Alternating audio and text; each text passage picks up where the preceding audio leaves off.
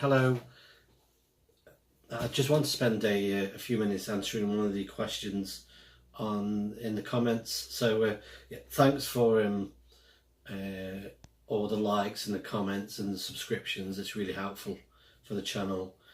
I just want to briefly talk about operating from the car, mobile operating. It's something that I have tried, but I've now taken my radio out of the car.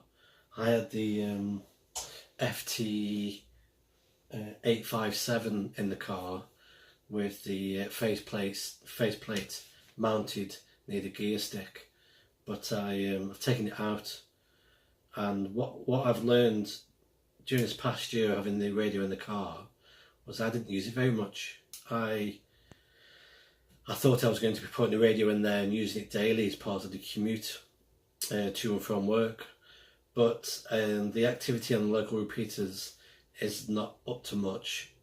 I'm not much of a chatter anyway on 2 meters, and the opportunity that I get for going out and playing HF was not that often. So the radio sat in the car unused. So I've not taken it out, but I've left in many of the additions I put in there, so I can easily put in another radio as and when I need to. So I just wanted to just talk about some of the options that I went for when I put the radio in the car. So for me, I because mine's a lease car, and it's a new car, I didn't want to drill holes through the bulkheads. So one of the options you need to think about is, are you going to drill? Are you prepared to drill holes in your car? I wasn't. So I purchased a separate battery and put that into the boot. So I ran the power cables down the side of the seats, and for me the radio, it was an 857, so I had the body of the radio underneath the passenger seat.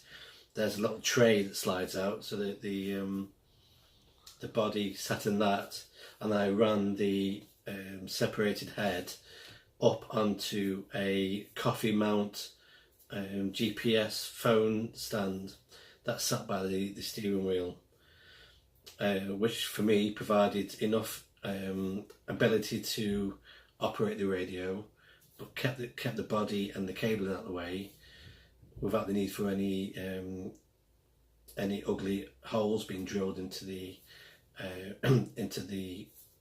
engine compartment.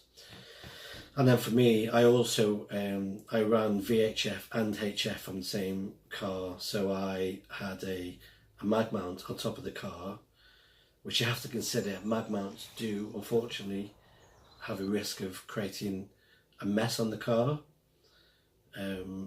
So I've got some work to do to get to the top of the car cleaned up.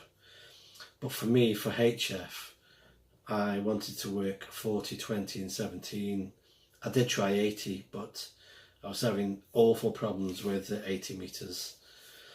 I had to buy a separate hatch mount with the 4 little screws. I needed those screws to go into the body to provide enough solid ground. So I'd screw those little screws through the paint to get into the metalwork, and for me that allowed me to work on 40 as well as 20 and 17. So I've had some great fun on the other occasions when I have been out and used one of those Pro whips, not very costly. So I've left most of that in the car, but because the radio is just sitting there unused, I've taken the radio out. So that's my experience. Everybody's different. You may have a different opinion on the radio that you want to use, the type of car that you have. how far you're willing to modify the car to fit the radio in. I wanted something that I could easily remove most of the additions to the car and return it back to the same state as I first purchased it. So some restrictions for me, but I'm hoping that sharing some of those decisions might also help you as well. So hopefully I'll drop into this video a few of the imaging videos of the car so you can see the sort of work that I've done so far on it. So okay, well, thank you very much, and hope this video has been useful, and please like and subscribe, and drop some more comments. Thank you.